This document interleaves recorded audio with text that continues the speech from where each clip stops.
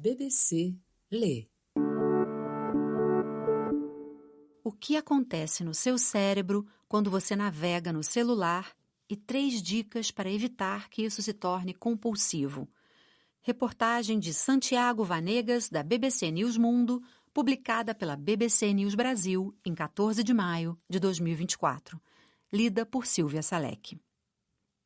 Um vídeo de um cachorrinho, uma foto de uma amiga na praia, um meme, uma notícia do outro lado do mundo. Os conteúdos vão se intercalando. Se você gosta, você vê. Se você não gosta, você passa. O hábito de deslizar o dedo pela tela do celular faz parte do dia de muita gente, às vezes por alguns segundos enquanto estamos no elevador, às vezes por horas antes de dormir. Mas o que acontece no nosso cérebro quando rolamos a tela do celular? E por que isso é tão viciante e como podemos evitar que isso se torne um problema? Eilish Duke, professora de psicologia na Universidade Leeds Beckett, no Reino Unido, diz que a primeira coisa que precisamos entender é que o impulso de pegar o celular e acionar a tela que desencadeia a rolagem é automático. Não temos consciência disso porque construímos esse hábito ao longo do tempo. É como fechar a porta ao sair de casa, por exemplo. Em uma pesquisa que fizemos há alguns anos, descobrimos que os participantes achavam que verificavam seus telefones a cada 18 minutos. Mas quando usamos gravadores de tela, percebemos que, na verdade, eles verificavam o celular com muito mais frequência. A partir do momento que ativamos a tela, certas funções no nosso cérebro e o design sofisticado dos aplicativos do nosso celular entram em cena em perfeita harmonia. Segundo a professora Ariane Ling, do Departamento de Psiquiatria da New York University Langone Health, nos Estados Unidos, o hábito da rolagem de tela pode ser explicado pelo comportamento natural dos seres humanos, mas é agravado por fatores ambientais. Ela explica que o ser humano está programado para querer saber o que está acontecendo. É por isso que lemos notícias ou, por exemplo, paramos para olhar quando há um acidente na estrada. É algo que faz parte do desenvolvimento evolutivo que nos permitiu sobreviver como espécie. E nosso celular foi projetado para nos alimentar continuamente com informações que supostamente nos interessam. Ou seja, é um casamento perfeito. Nossos cérebros buscam naturalmente ser recompensados. Temos certos centros neurais que reagem ao prazer, ao sexo, às drogas, a ganhar dinheiro e esperam que isso se repita várias vezes. Estão buscando aquela novidade, aquela próxima dose de prazer, seja lá o que for que possamos realmente desfrutar, explica Eilish Duke.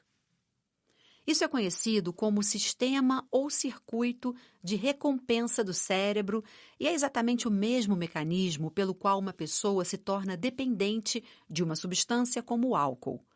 Para muitos de nós, essa novidade vem na forma do nosso telefone. As redes sociais, em particular, sempre têm algo novo e prazeroso a oferecer. Uma foto, um vídeo, uma notícia, uma mensagem. Mas a outra parte do cérebro que luta contra esses impulsos de busca por prazer e recompensa imediata, o córtex pré-frontal. É a região do cérebro responsável por fazer você tomar decisões menos impulsivas e mais equilibradas. Aquela que faz você, por exemplo, parar de rolar a tela, levantar do sofá e decidir arrumar a casa ou praticar exercício físico. Mas essas duas funções cerebrais nem sempre estão perfeitamente equilibradas. O que acontece com muita gente é que a parte lógica do nosso cérebro, que controla nossos impulsos, não está fazendo sua parte, ou pelo menos não tão bem quanto poderia, e está sobrecarregada pela busca por prazer, afirma Eilish Duke. E no caso dos jovens, o problema é ainda maior. O que vemos nos adolescentes é que o circuito de recompensa está em alerta máximo, pronto para funcionar o tempo todo, mas o córtex pré-frontal só termina de se desenvolver aos 23 ou 24 anos. Por isso, ele não consegue realmente controlar certos impulsos, como usar o telefone. explica a professora de psicologia. E o que acontece quando rolamos a tela do celular é que entramos em um estado de fluxo. O conceito de fluxo, em psicologia, se refere a um estado mental em que a dificuldade da tarefa que uma pessoa está realizando se ajusta muito bem ao nível de atenção e habilidade que ela tem para oferecer naquele determinado momento. Aplicativos como o TikTok, em que o algoritmo muda constantemente e oferece coisas novas, especialmente direcionadas a você, alimentam diretamente este estado de fluxo. Eles absorvem toda a sua atenção e você entra em uma fase de distorção do tempo em que não percebe que 2 horas passaram e você está ali sentado com a mão dormente e perdeu todo esse tempo vendo vídeos de cachorrinhos, acrescenta Eilish Duke. Ariane Ling explica, usando uma metáfora, como o nosso cérebro começa a adquirir o hábito de rolar a tela do celular excessivamente. Se você pensar em um caminho que já foi percorrido muitas vezes, esse caminho se torna muito mais claro e continuamos caminhando por ele. É mais fácil. Se você rolar a tela constantemente, esta se torna a experiência padrão e assim fica muito difícil focar sua atenção e seu tempo em outra coisa. Completa. A dependência do celular não consta no manual de diagnóstico psiquiátrico. Portanto, não existem critérios estabelecidos para diferenciar o uso saudável do uso problemático e, consequentemente, da dependência. Nos baseamos nos critérios clássicos de diagnóstico de dependências, como de que existe um impulso incontrolável ou que o comportamento está tendo um impacto funcional negativo no resto da vida da pessoa. Por exemplo, ela está deixando de fazer coisas que precisa fazer no dia a dia ou apresenta sintomas de abstinência, explica Eilish Duke. É importante, portanto, prestar atenção e tentar rever nossos próprios hábitos. Se você mesmo tentou parar e tentou de verdade, mas não conseguiu, eu recomendaria procurar ajuda ou uma intervenção mais significativa, sugere Ariane Ling. E aqui a BBC resume para você 3 dicas de como evitar a rolagem de tela compulsiva.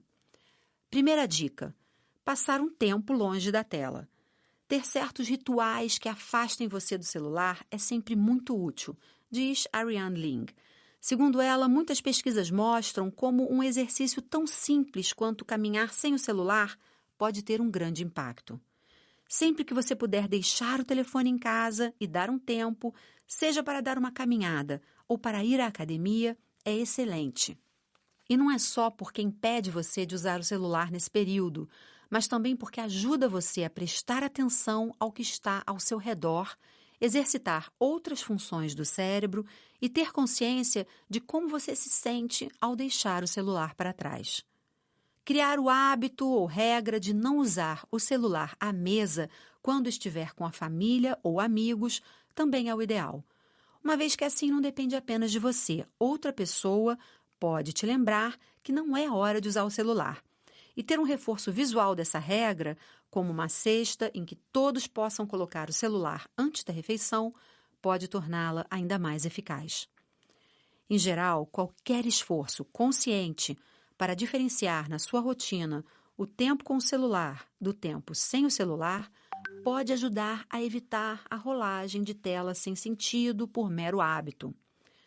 Se você puder reservar períodos de tempo em que não vai usar o telefone, mas sim se concentrar em uma tarefa ou apenas estar presente com os amigos, é uma boa ideia, aconselha Eilish Duke.